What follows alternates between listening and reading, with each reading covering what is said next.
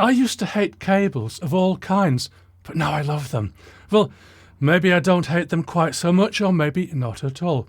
Let me gather my thoughts while I unbox.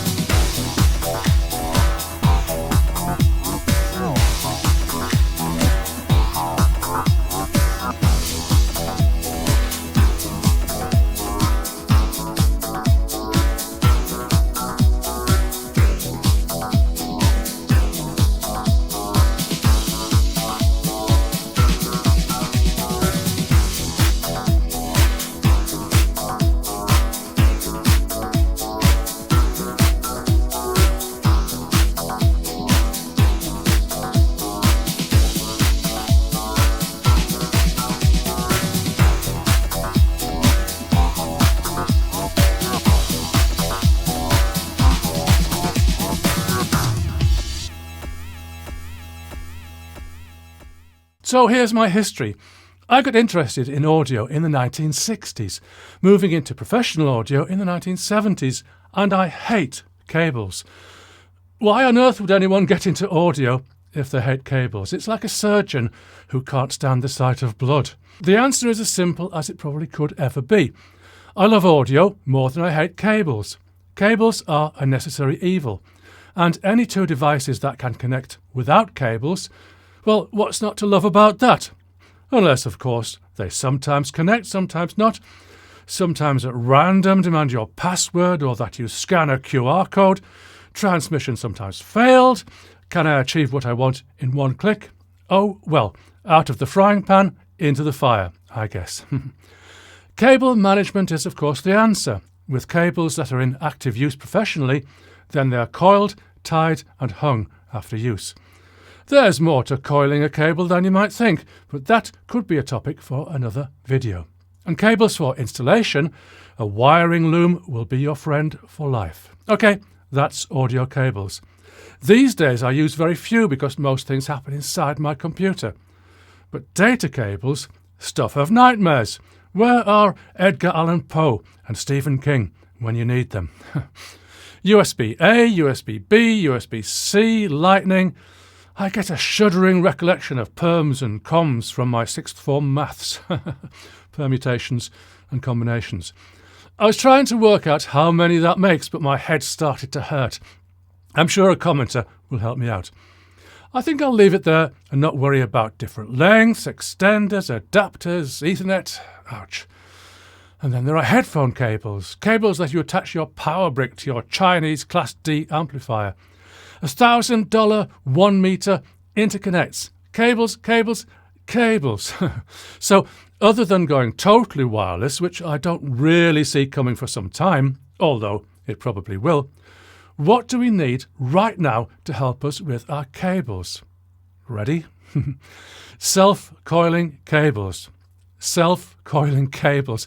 And that's exactly what I have here. Cables that coil themselves. Well, they almost coil themselves, and I'm going to say right now, I like it.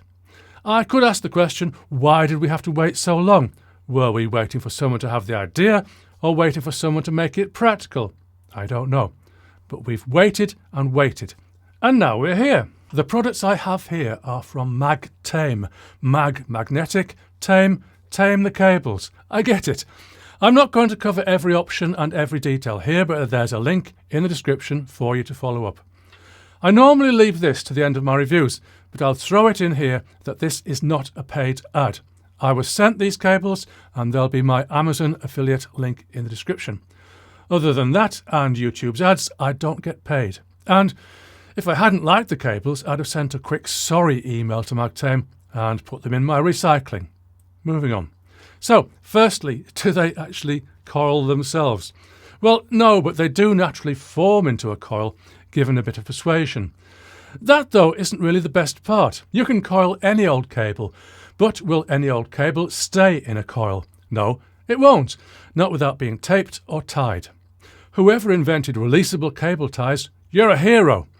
Masking tape works well too, as long as it's the kind that isn't too gooey. But these MagTame cables, well, you coil them and they stay coiled. Here's a test. I have 4 MagTame cables and I'm going to put them inside one of my speaker stands. That's a joke for regular viewers of my channel. Give them a rattle. Well, they do seem to have passed this test. OK, I don't have 20 cables to play with, and cables do seem to get more tangled when I'm in a hurry or something, but so far they work. So, how is this done? Well, just from my observations, they're definitely magnetised along their length. That's the mag in MagTame, I guess. What's a little odd is that you expect magnets to have 2 poles. Different poles attract, same poles repel. So you'd expect the turns of the coil to repel as much as they attract. But in practice, I'm not finding a problem here. Maybe they've invented a magnetic anti-monopole. Or they're siphoning particles with mysterious attracting properties from a parallel universe. I'm going to indulge in a little speculation in a moment, but first I should say that these cables have the appearance of being very high in quality. I choose my words carefully because I don't know how they'll stand up to months of real-world use, but I expect they will. The connectors too, there's nothing about them that would disappoint me. OK, speculation. There are some questions forming in my mind. Could this technology be used for audio cables? Any of the other types of cable that irritate us in our daily lives? Would there be any kinds of cables that this technology would not be suitable for? That's it. These are just a few cables from MagTame's range. From what I can see so far, I like them, and I'm going to put them to use. But commenters, what do you think? Is this a good idea? Should it spread to audio cables? What could possibly go wrong? See you soon. Hi, I'm Phil, Audio Phil. I'm experimenting with an audio system that uses magnetic monopoles for transport and storage. Right now, I'm working on the speaker cables.